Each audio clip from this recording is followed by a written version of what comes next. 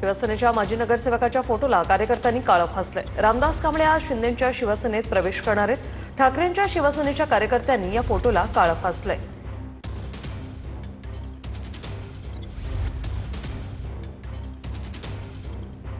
शिवसेनेच्या माजी नगरसेवकाच्या फोटोला या कार्यकर्त्यांकडून काळं फासण्यात आलेलं आहे। रामदास कांबळे यांचा फोटो होता आणि या फोटोला आता शिवसैनिकांकडून काळं फासण्यात आलेलं आहे।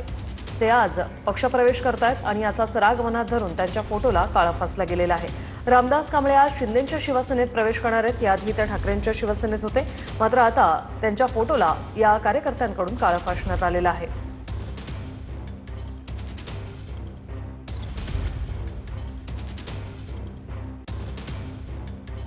हे दृश्य आपण पाहतोय। शिवसेनेच्या माजी नगरसेवकाच्या फोटोला बाकी कार्यकर्त्यांनी काळं फासलेलं आहे।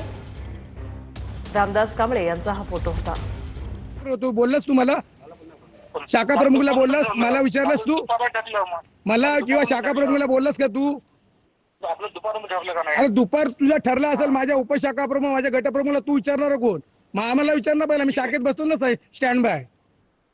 ठीक आहे तो माझ्या मंडळाचा अध्यक्ष आहे, तो त्याला का तू विचारणार? तू ठीक आहे चालेल नाही बघ, तू काय विचारतो? या लेडीज लोकांना पण फोन का करतो, येत आहे का म्हणू?